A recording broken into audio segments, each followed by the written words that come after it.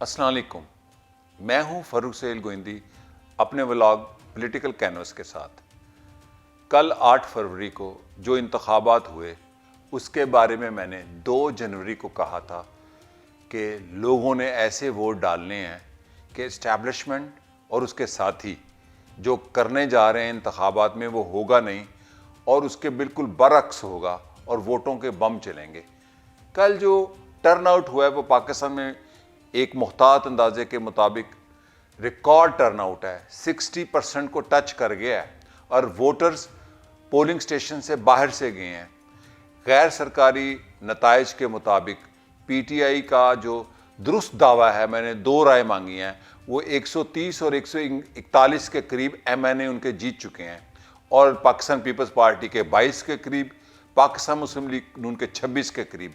हालांकि पीटीआई के पास ना बल्ला था ना वो सहूलियात थी जो दूसरी सियासी जमातों को थी। केपीके में तो सफाया कर दिया है पीटीआई ने, पंजाब के अंदर भी सफाया है और कई हलकों में जैसे मियां नवाज शरीफ के हलके में यास्मीन राशिद 50,000 से जीत रही थी, जो रिपोर्ट्स आ रही थी मुस्तनद, लेकिन सुबह उठते तक 50,000 से हार रही थी। इसी तरह जो उनके वकील हैं इमरान खान के सलमान अकरम राजा, उनके बारे में भी कि इसी तरह रिपोर्ट थी, वो जीत रहे थे लेकिन सुबह तक हारने लग गए। अब 121 अगर मुहतात अंदाजे के मुताबिक अभी तक अगर पीटीआई के हमायत याफ्ता उम्मीदवार कौमी असम्बली से जो जीते हैं खड़े रहते हैं तो क्या कर लेंगे? अवाम के साथ कभी लड़ाई नहीं होती, ये मैं बड़ी अहम बात कर रहा हूँ। जंगों में शिकस्त नहीं होती, लेकिन जहाँ पर अवाम शिकस्त खा जाएं, अगर कोई अवाम को शिकस्त देना चाहता है तो मैं ये समझता हूँ वो मुल्क के साथ जुल्म और ज़्यादती और दुश्मनी होगी। शेख मुजीबुर रहमान जब इलेक्शन लड़ा मशरकी पाकिस्तान से 1970 में तो उसने सफाया किया, उसके इंतखाबी नताइज को जुल्फ़िकार अली भुट्टो ने नहीं, जनरल याहिया खां और उसके इस्टेब्लिशमेंट ने नहीं था माना। ये हकीकत है। इल्ज़ाम आपने इंदिरा गांधी और उस पर लगा दिया, जुल्फ़िकार अली भुट्टो पर, लेकिन वहाँ भी टर्न आउट 21% हुआ था। 21% के टर्न आउट पर वो मेजॉरिटी ले गया था, 2 या 1 सीट थी नूरुल अमीन की, लेकिन आज टर्न आउट 60% हुआ है। बलोचिस्तान के अंदर जो मायूसी है, केपीके के अंदर जो नफरत है, पंजाब के खिलाफ जो नफरत है और सिंध के अंदर खामोश जो मायूसी है, अगर वफाक को मजबूत रखना है तो अवाम की फतह को मानना होगा। ये इमरान खान की फतह नहीं है, ये किसी की शिकस्त नहीं है, लेकिन ये फतह अवाम की है।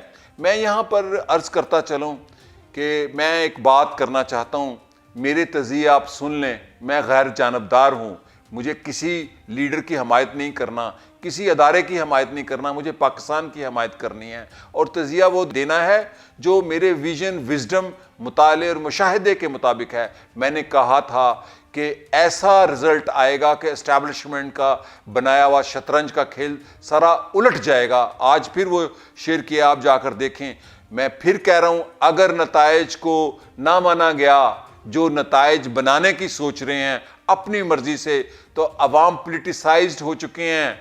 जो लोग पोलिंग स्टेशंस तक गए हैं, जिन्होंने वोट डाला और जो उतने ही मायूस आए हैं वोट डाले बगैर, ये ना समझें कि वो खामोशी से बैठेंगे। अवाम से कभी लड़ाई नहीं होती, अवाम के साथ मुफाहमत होती है, अवाम की बात को माना जाता है। अवाम ही मुल्क बनाते हैं, अवाम ही मुल्क चलाते हैं, अवाम ही से मुल्क कायम रहता है। बांग्लादेश में क्या हुआ था? जब अवाम ने फैसला कर दिया तो फिर शिकस्त हुई, फौजी शिकस्त कोई नहीं थी हुई, अवाम का फैसला था। ये हकीकत में है। आज मैं एक बहुत अहम बात करने जा रहा हूँ। मैं सारे लीडरों से राब्ते में रहता हूँ, जो मेरे नसीब में आते हैं, वो पीपल्स पार्टी के हों, नून के हों, पीटीआई के हों। मैं आर्मी चीफ को ये रिक्वेस्ट करना चाहता हूँ कि आप मुदाखलत करें और पाकिस्तान में पुरअमन सियासी हल ढूंढें, इंतखाबी नताइज जो हैं उसको उसी तरह रहने की तलकीन करें। और इमरान खान से भी ये कहता हूँ कि आप एक कदम पीछे हटें, ये आपकी फतह होगी, हाथ होला रखें। और आर्मी चीफ और इस्टेब्लिशमेंट में सीधी बात करता हूँ ना, आप 10 कदम बढ़कर हाथ आगे बढ़ाएं। पाकिस्तान में जितने अवाम के नताइज को कबूल करेंगे, उसकी फतह को कबूल करेंगे, उसको अपनी फतह में बदल दें। उसको फतह और शिकस्त कभी फौजें अवाम के खिलाफ नहीं लड़ती, ये आलमी सियासत की हकीकत है। यहाँ पर तैयब अर्दवान को मैं दाद देता हूँ جس نے دنیا میں پہلی ملٹری کو شکست دی، کس بنیاد پر؟ اکیلے نہیں، عوام نے شکست دے دی۔ تو پاکستان کو اس صورتحال کا نہ سامنا کرنا پڑے۔ میں یہ سمجھتا ہوں کہ اسٹیبلشمنٹ 10 قدم آگے بڑھائے، عمران خان 2 قدم پیچھے جائیں اور ایک ایسا مفاہمت کا راستہ نکالیں جس میں Pakistan Peoples Party, P T I اور پاکستان مسلم لیگ نون حقائق کو تسلیم کریں۔ جہاں پر حقیقتوں کو تسلیم نہیں کیا جاتا وہاں پر مملکتیں بکھر جاتی ہیں، ریاستیں ٹوٹ جاتی ہیں۔ ریاستیں عوام سے ہوتی ہیں، عوام کے بطن سے ہی فوج جنم لیتی ہے، اس کے علاوہ جنم نہیں لیتی۔ ملک اور ریاست عوام بناتے ہیں۔